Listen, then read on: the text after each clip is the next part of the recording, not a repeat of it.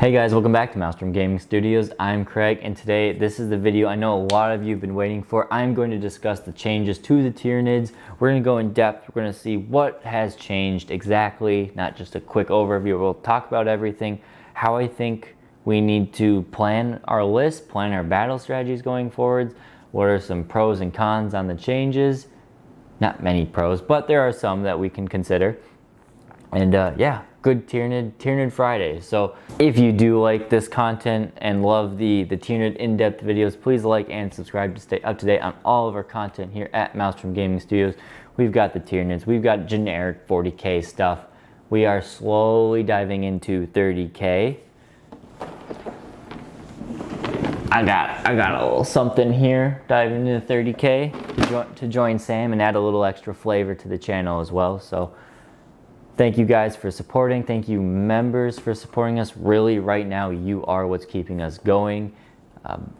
Just the members are the best. We love you guys. Thank you guys. And now with all that out of the way, let's dive into today's video.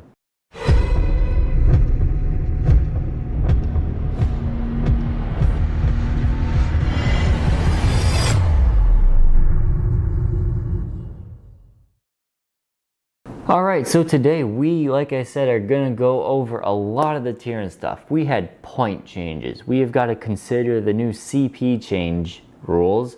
We have secondaries to consider. What secondaries should we consider? And then I'll wrap it up with a conclusion and just some more rambling at the end, because that's what happens in these kinds of videos. So first, point changes. We had one buff and a lot of nerfs. So first off, the Broodlord got 10 points cheaper. Whoop-de-doo, I don't think you're going to see him in competitive lists still, but if you're playing some smaller games, some fluffier games, 10 points will help out a little bit. And for the nerfs, all flavors of Hive Tyrant, including the Swarm Lord, went up 20 points. I think that's understandable. Old One Eye went up 15 points. I say he got caught in the crossfire of the heavy venom cannon carnifexes going up. And Screamer Killers, but I will let you know I have played with Old One Eye, and you will see Old One Eye, and I think he is still very much worth his 235 point cost. But we'll see him coming up. Warriors, they went up 5 points apiece. This is one a lot of people are annoyed about. I agree with most of the annoyance. The Warrior chassis did not deserve to go up 5 points. It is not the problem. The problem are Pair of Bone Swords, Lash with Bone Sword, and Death Spitters should be more points than the regular Warriors.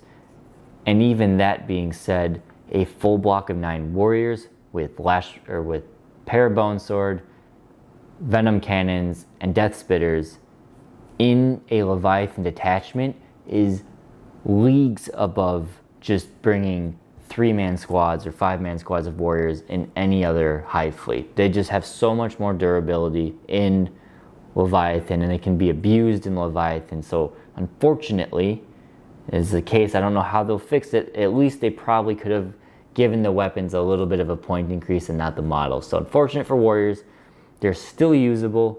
They're not going to be, thrown out or anything, but you're probably going to see less big squads and a lot more 3, 4, 5-man squads, unless you are playing Leviathan. So that's a change. The Maleceptor, big psychic boy, will be sitting on the shelf probably for a while. He went up 50 points to 220, the previous cost of Swarm Lord. That seems like 20 points too much. I'd understand him being 200, even with the changes that they did, because he can still reliably do, on average, what are we saying, 10 plus mortal wounds on average a psychic phase, which is a lot of mortal wounds to one thing. And on top of, he's not horrible in combat. He can do mortal wounds on the charge in combat. So I understand the point cost, but 50 seems like a bit much, and I would assume in the next point change, they might tone that back down to like 30 point increase, not 50. But 50 is a lot. Will you see the Maleceptor? Probably not nearly as much. let me know if you guys still are going to try him out. I know he's not bad. I mean, we know he's still good, but 220 points is a lot. I probably won't be bringing him because he doesn't fit my playstyle that I want to try to. And I want to break from using the Balance Scepter because we know how good he is. Death Leaper went up 25 points. I think that's a bit heavy-handed on the Death Leaper. I understand it. He was used everywhere. He was very good at getting objectives, stealing backfield objectives, stealing some edge objectives, just being a nuisance for your enemy, and being decent in melee. Actually, pretty good in melee.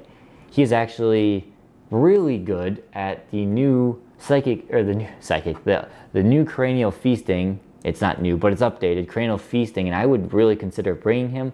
His point cost is a little heavy for me, but if you want to tech into Cranial Feasting, he might be a thing to do there. We'll talk about that one later. Pyrovores went up 10 points. They're now sitting at 40. I think it's a little bit much. With Armor of Contempt now, I think it's a little bit heavy. 5 points I think would have been okay, but maybe Pyrovores will still be fine. Plopping 1 or 2 in at 40 points a model. They still have 5 wounds, still toughness 5. They still have a 3-up save. And they still have some nasty flamers that do bad things to basic infantry. So we'll see what happens with those ones. Again, let me know in the comments, again, all of these, if you're going to just not use them or you're just going to have to rethink how you use them or things like that. Raveners, my favorite, they went up, well, one of my favorite, they went up 5 points a model. I get it, they need to, they're very powerful, but what I would have rather seen them do is just remove that extra wound they have for whatever reason. I still stand by saying there's no reason they should have 4 wounds, but for as long as they have 4 wounds, 35 points does make sense. It's expensive to bring 9. I know I'm crying looking at my battle scribe, but maybe you'll see a lot more 5-man squads coming around. All the Carnifex, like I said, went up 15 points, so Screamer Killers and the standard Carnifex, we saw with One Eye, and Thornbacks, which I don't think Thornbacks need to. They're not that great, but I get they want to keep the balance of the way going around for all Carnifexes, but Thornbacks got caught in the crossfire there. The Exocrine went up a heavy 30 points. Again, I think that's just a little too heavy-handed for him. He is good. He can be very good in Chronos, more than he already is, but he's one of those high fleet, or one of those models that just plopping him into most armies by himself is gonna do some work for you. So I get it. He was good. He was taking a lot. I would have leaned on 20 points, not 30. The Tyrannocyte went up 10 points because, sure, I don't know. Outside of the guy who brought like 10 of them for fun and did pretty well in the tournament, I didn't think they were being abused or anything like that, and really warranted a point increase. But now they're 110 points, I think. Before we get to the Harpy, there is one more I didn't put on here that I do know, and that is the Tyrannofex Acid Spray went up 10 or 15 points. I saw the Tyrannofex didn't go up, so I'm like, sweet, I'll go put it in. And then I checked Battlescribe, realized, wait, they're more expensive than I thought. And sure enough, the acid sprays did go up, which is a shame because I was thinking acid spray Tyrannofexes were going to be a big thing, especially you could put them in Chronos. They were going to be big for Tyranids, and it might be a unit you want to shift to. Now that those have gone up, it's a little more. Do you want the big Rupture Cannon or do you want the acid spray? Maybe you take a mix of them. But they're still good at their point value. They're ton of wounds, super tanky. And yeah, I get it. Acid spray, is the acid spray the same as the Rupture Cannon? Maybe, we'll see. Harpy, one we all anticipated. The Harpy went up 15 points, and the Harpy's heavy venom cannons went up 10 points each. So essentially, he went up 45 points, I think it is, for a fully decked Harpy. Correct me if I'm wrong, but I'm pretty sure that math was right, that he goes up 45 or 35 points. Yeah, 35 points for a Harpy went up. The Hive Crown also did go up 10 points, but why? I still don't think that you would ever use one. I don't think you would ever use one unless Flyers make a comeback. I don't know. And then finally, all heavy venom cannons, besides the Harpy went up, also an additional 5 points. So Carnifexes and Hive Tyrant heavy venom cannons up 5 more points. So really, your DACA or your heavy venom cannon Fexes went up 20 points, which is a lot. Lots of changes. Again, classic GW. What they did to the AdMech is they went a little heavy-handed. Will we go as far down as AdMech did? I don't think so, but these nerfs do hurt a bit. My tournament list, I did the math once it all came out. My tournament, my Red Bugs Go Fast list that I only ever lost one game with, went up 250 points. So that's like, I mean, that's dropping out the Maliceptor and another unit in order to make room for more models. So big changes. It's like they looked at my list and said, all right, all of those things are going up. But it makes sense. It was a very powerful list. Command point shakeup we do have to talk about. With the cut down of your CP, I anticipate very few of you, outside of just playing for fun, are going to be running double Tyrants. Maybe I'm wrong, and double Tyrants are the way to go, but with the change to, well, maybe double Tyrants are the way to go still. I say with the change to Tyrants having to be your Warlord, so if you have two of them you get to pick, you could have an aggressive one and one to stay back so you can still keep your imperatives. That is a lot of extra points you have to pay into your list, and you lose CP, and you probably want relics or Warlord traits on them. So maybe double Tyrants still have a little bit of a place. I'm thinking get a Swarm Lord and a Foot Tyrant, or Flyrant and a Foot Tyrant, Flyrant and Swarm Lord. Maybe Swarm Lord will see a little more play. Yeah, I don't think you'll be seeing too many double Tyrants as often as you did before. You're going to have to really pick and choose your relics and Warlord traits. Tyranids, for the first time in 10 years, we have had a huge number of really good relics and Warlord traits to take from that. I want to take them all, really. You're going to have to pick how many you want to choose and which ones you want to choose. For me, I'm feeling that it's still worth, for my playstyle, my list, it's still worth spending 3 or 4 CP on relics and Warlord traits because they can give you so much boost to your army. Giving a Neurothrope, the Resonance Barb, I'll talk on this, can be huge. Giving one Synaptic Tendrils can still be big for your psychic input. If you're playing with a Hive Tyrant, the Reaper of Obliterax is really good. The Shard Gullet is really good, and there are just other Warlord traits and relics that just do so much work for the army, whether it's boosting the individual model or boosting your army as a whole. I'm a big fan of direct guidance too, so I still think I'll be spending 3 to 4 CP depending on the list. Alien Cunning, yeah, the numbers go up, so we'll see.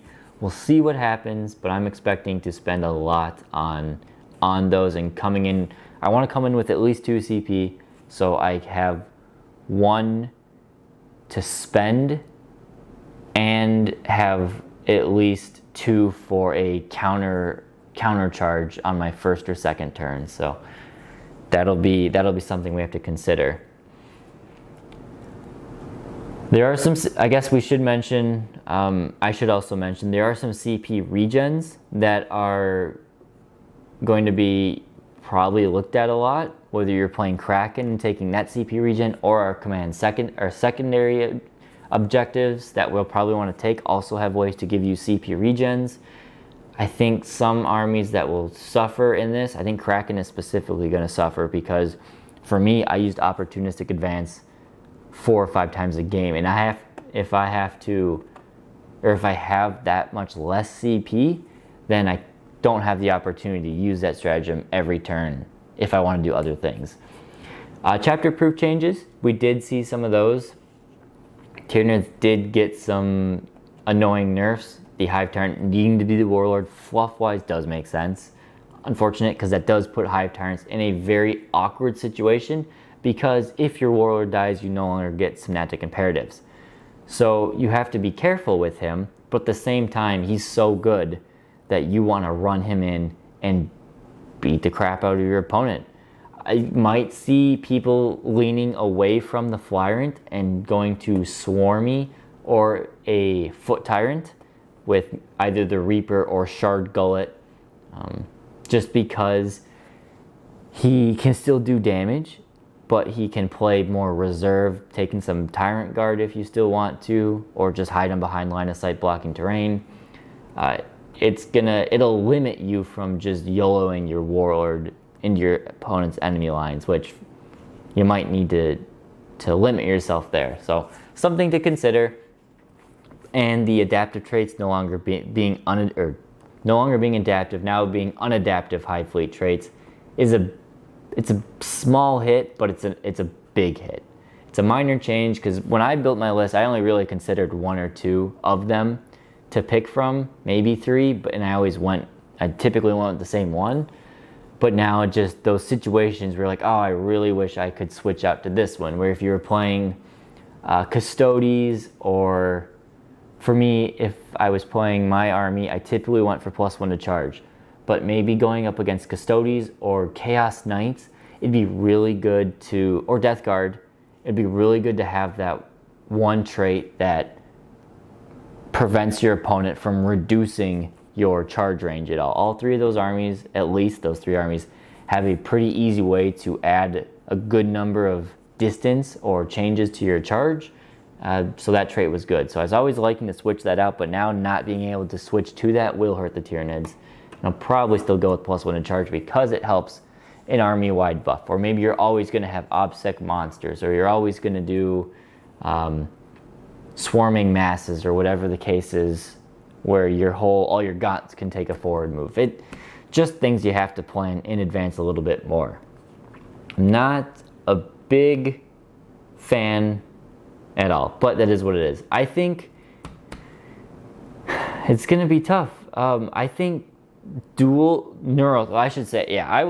thinking dual Neurothropes might be a good option, and not taking a Hive Tyrant and spending those points on other melee threats, and having the Neurothropes to cover for your psychic support. Main things, and we'll touch on these secondaries in a second. I want 1 Neurothrope to be super reliable at casting all my buff powers, and I want a Neurothrope to be doing a psychic action every turn, because a psychic secondary I think is almost going to be mandatory for the Tyranids. Maybe not. You could get away with it. You definitely could get away without doing it, but it's a good way to get easy victory points and or command points every turn. So I'm going to be trying double Neurothropes, and we'll see how that goes. So let's talk about those finally, the secondary shakeups. So 2 good choices for the Tyranids are gone. Stranglehold and To the Last, I typically didn't take advantage of To the Last, but there are plenty of lists and people who could take advantage of To the Last. I mean, you can rock 3 Carnifexes and keep 1 safe at all times, and you'll always be guaranteed points there. Big units, you can hide your big models and just not let them die. To the Last was pretty easy for the Tyranids. Stranglehold will be the big one. Tyranids typically play pretty hyper aggressive, or they could play hyper aggressive, and going for a Stranglehold is just part of playing the game. It was like free points in addition to playing the rest of the game. So that being gone means we're going to have to look at other options, as well as if the mission did not really favor Stranglehold, but it favored Engage in All Fronts, that will also be one we have to consider. That is not going to be all that easy. You do have to be within 6 inches within the quadrant line, and we rarely have any units. I don't think we ever have units that are less than 3 models besides, Lictors or Pyrovores or something. So we will be okay on the model size, but being 6 inches over from a center line is going to be tough for Tyranids. I mean, we have the Gargoyles and the Raveners, but that's it. And aircraft, or Harpies, cannot score that anymore. So, unless they're in hover mode. But it's going to be tough. So I don't envision many Tyranid players taking Engage in All Fronts either. which means we got to look at almost all new secondaries. First off, the one I think is going to be one of the best ones, and in my experience so far has been awesome, is Psychic Interrogation. It is gaining so it's the same way, Warp Charge 4, but if you equal the leadership of your opponent's character or beat it, you get a CP back. Again, it all goes in that pool of 1 per turn. But if you take a Neurothrope with 3d6, you get a 3d6 plus 1, or you could take the Resonance Barb for 3d6 plus 2. 3d6 plus 2, the average of that is 10. You are going to be equaling every single leadership in the game outside of a Custodes character for that, and that's on average. You have a high roll and you'll get it off. Maybe you won't get it every time, but having 3d6 plus 2, and if you have your Synaptic Imperative, you could do 3d6 plus 3 on a Neurothrope. I'm still playing around. Let me know what you guys think. I've played 1 game, 2 games at the time of seeing this, so you'll see 1 coming up in the future. I'm trying to decide where or if to put my Resonance Barb. Do you put the Resonance Barb on a Neurothrope who's going to be doing psychic actions to help guarantee that CP bonus, but then he's kind of wasting the extra power he knows? Or do you put it on the support Neurothrope who will be giving off all the support buffs? My gut says the support one, but I've tried it with the non-support one, and that +1 did come up twice in 1 game. That +1 was what put me over the top, and for CP, that could be a big deal. So I don't know. Maybe I'll swap it around for the next game and see if I like that any better. But that's that. The other one I see Tyranid players could be taking is Raise the Banners, because now it's a lot easier to put up banners. It's harder for opponents to tear it down. We do have that kind of speed with Hormagaunts and Gargoyles to be doing banners. Even Raveners can do banners. So I could see people taking that. You know, on your typical board, as long as you can protect 2 of your objectives or something, or you can constantly put up banners and try to prevent your opponent from tearing them down, because now they're going to be torn down in the command phase, you could get a reliable 10 points, I think, on banners every game. So banners might be a good one to consider taking, depending on your list style.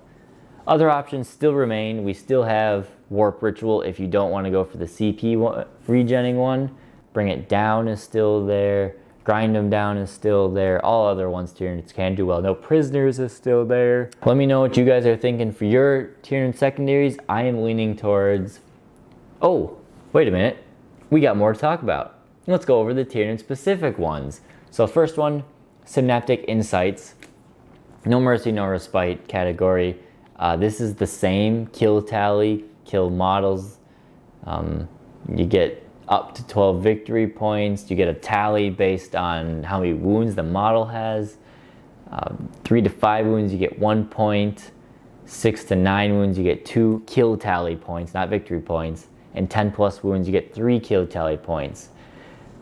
If you can achieve in 1 turn, 1 battle round, 4 kill tally points or more, you get 3 victory points.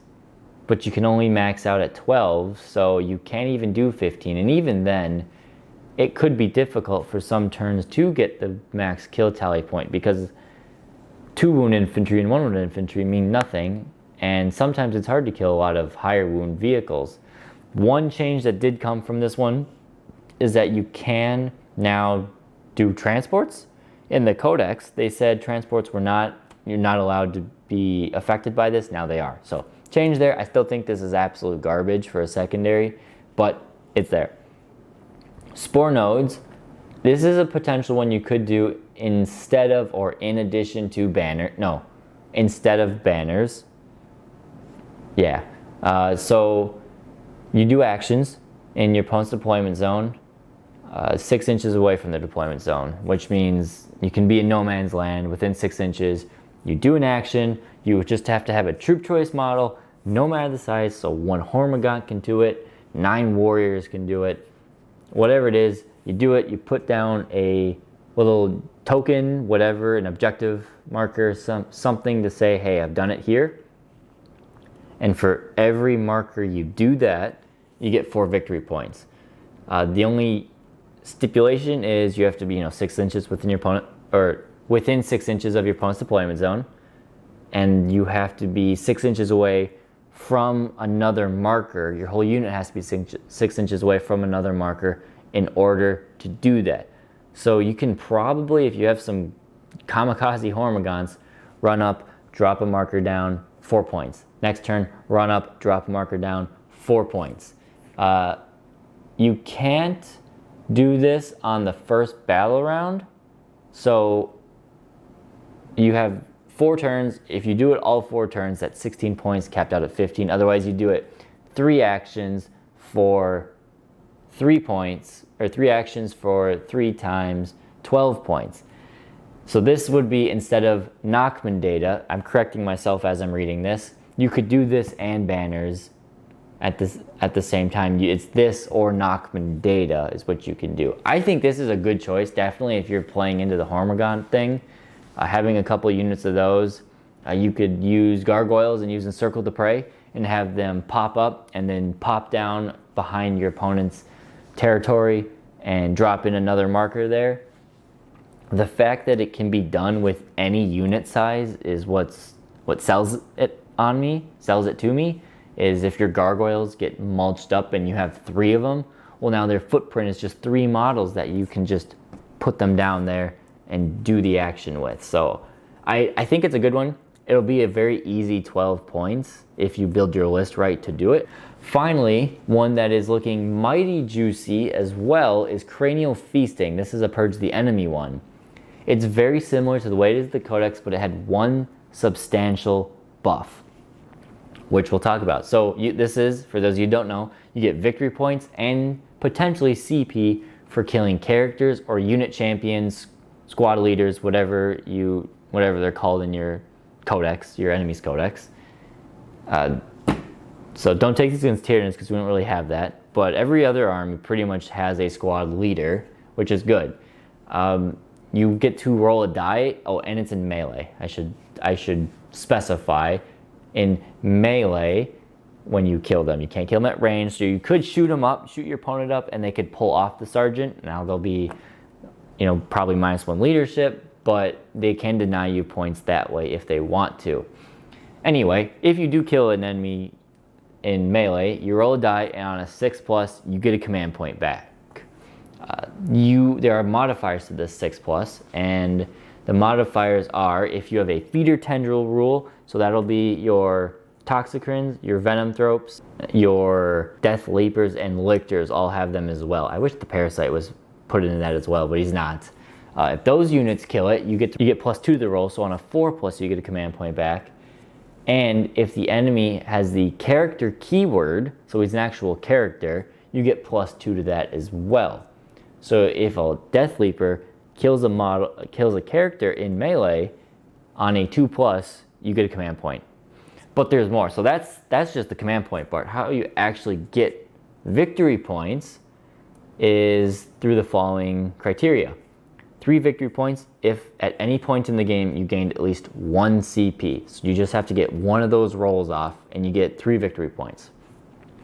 For every character you kill, you get 3 victory points. So just like Assassination, you get 3 victory points for it. You get 1 victory point for every unit champion you killed, so mini Assassination right there. And if you kill your opponent's warlord, it's an additional 3 victory points. So right here, you're looking at a potential on a 4+ roll, unless you use a feeder tendril model. On a 4+ roll, you're looking at 9 victory points for just killing your opponent's warlord in melee. Maybe their opponent's warlord is not something easy to go after, but if it is, that is a juicy 9 victory points for doing one thing, which no other secondary in the game can have any potential like that, to be that easy to score that many victory points. So I think this one, it's just a better Assassination. So I would say if your opponent, if you're playing any type of Marine army or anything that has anything but Tyranids really. I think, and you're playing melee focused Tyranids, this is a great one to take. I played it against a Death Guard the other day, and I killed his Lord of Contagion in melee. 9 victory points right there. And then I was easily able to kill a few more characters or unit champions and get your points. Because really you do that. You kill the Warlord, you kill 3 unit champions, and you kill 1 more character, and between all that you get 1 CP back, and that's all it is. Killing 1, 2, 3, 4 characters, 2 characters, 3 little guys, and gaining a CP. Very easy to do. So, and the potential for more CP. So I like this one a lot. It'll probably be, depending on your list, between Spore Nodes and Cranial Feasting, which one you pick. But you're gonna have to pick one of these two, I think, in order to do well in the secondaries, because there's not a ton of other options for the Tyranids. So yeah, secondaries I will consider, like I said, I'm gonna definitely work towards Warp Ritual or Psychic Interrogation to guarantee myself a CP extra every turn. Board control will be important. I think Spore Nodes will pair well with already needing to go towards objectives. Banners is also another, Spore Nodes is good. It's like R&D but easier, and you already have to go towards your opponent. So if you're going towards your opponent anyway, Spore Nodes is good. Banners will be a good one if you're playing maybe a little more of a defensive shooty type of Tyranid list, where you're going to be just sitting on your back to objectives with gun lines and maybe trade with the middle. Banners might not be a bad option there. Hormagaunts and Gargoyles are going to be important for your armies, especially if you're taking these ones. Obviously Warriors can do it too, but these little guys are fast and they have objectives secured, so they'll be important there. Third option is going to be a little trickier for us to pick. It's no longer just going to be Stranglehold. I really like Cranial Feasting, like I said. A lot of options there. If you really want to have some fun, you can play into the morale shtick of 40k, which is not done, but Tyranids have a lot of ways to do it. So what I was thinking for this one is, the first time I played this just as a fun test run before it was buffed, was I played Space Marine player, tons of sergeants and unit champions in the army. But every time I killed a model at range, he would pull off the sergeant, denying me the victory point. So I figured, okay, so Space Marines are leadership 7, the sergeant makes them 8, or the leadership 8, the sergeant makes them 9. Whatever the case may be, it could be AdMax Space Marines. But now they're -1 leadership. So if you play into melee, you could work on doing something for debuffing that leadership even more to causing more morale checks to be taken. The Dirge Heart is something that reduces opponent's leadership, so if you really want to put that on like a Tyranid Prime or something. The Haruspex has a 6-inch aura of -2 to leadership. So if your opponent is going crazy with pulling off characters and he's stuck in there, you can get -2 leadership. With your opponent pulling off his own sergeant, that's -3 leadership on top of that. Molochs can get minus leadership and combat attrition tests with their jaws killing something. Screamer killers have minus leadership for every model you kill in melee. Your opponent is at -1 per model on their leadership checks to a max of 4, so that can go a long way too. And the Horror, as a psychic power, is a leadership debuff and combat attrition modifier. So if you want to do that and you want to kind of play into that leadership aspect of 40k, it could work. It won't work for every army, that's for sure, but it could work in some cases. Or for your third option, grind them down, no prisoners, bring it down.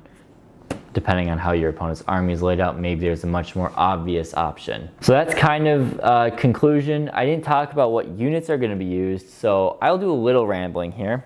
If not, skip past it and see what else. But I do think the Tyranids are still in a good place. Yes, we saw some pretty big point changes.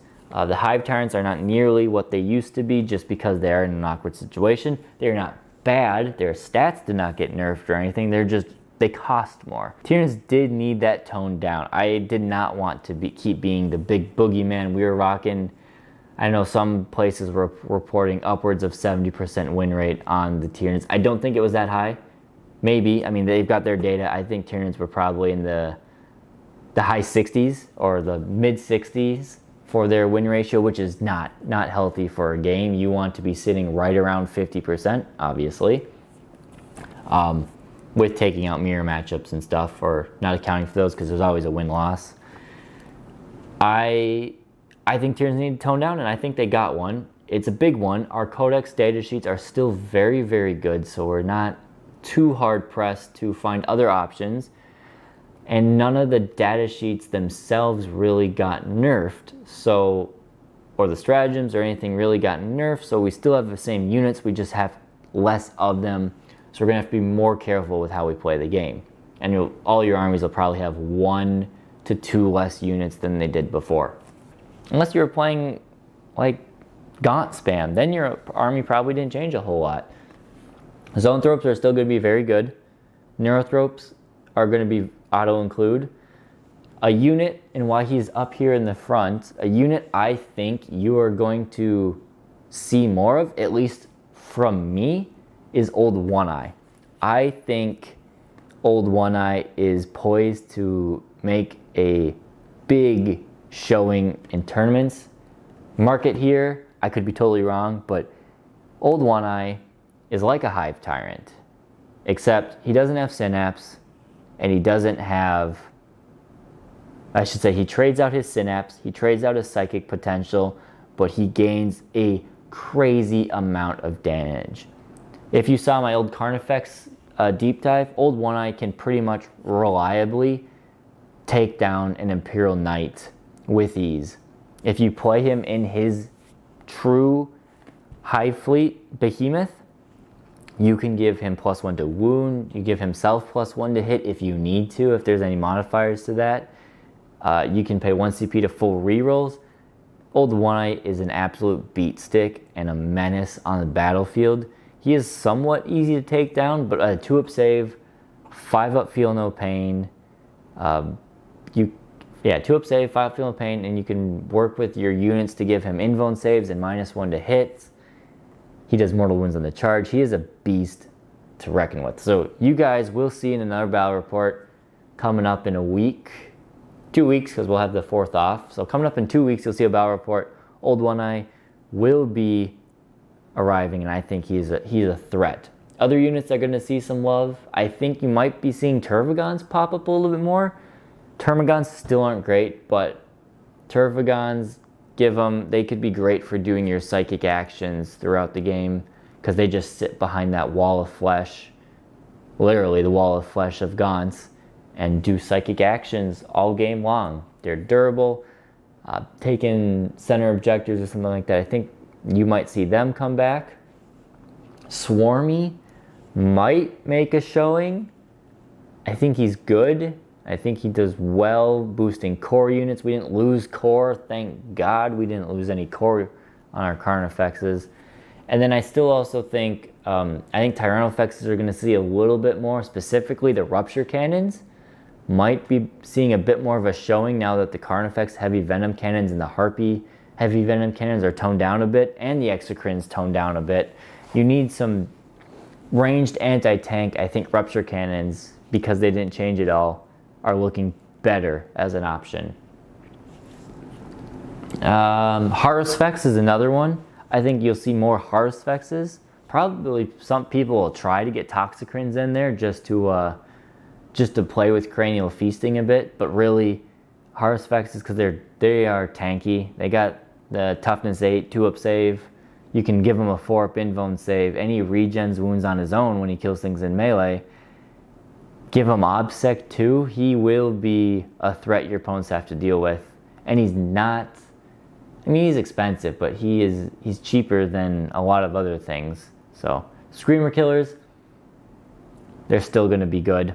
They still tear infantry and even light tanks apart. If you play in Behemoth, they can tear heavy tanks apart too. So I think Tyranids are in a definite okay place.